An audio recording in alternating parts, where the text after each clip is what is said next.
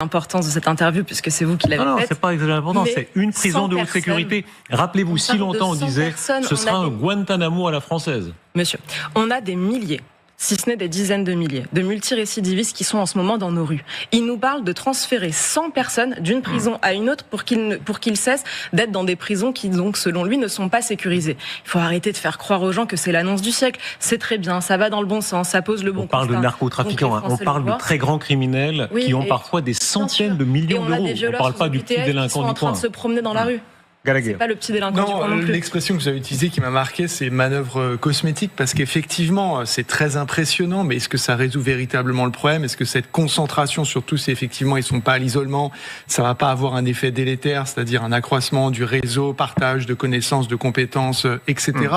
Par ailleurs, dès que cette annonce a été faite dans votre entretien, j'ai tout de suite pensé à un exemple qui me vient à l'esprit, c'est le Salvador, Nayib Bukele.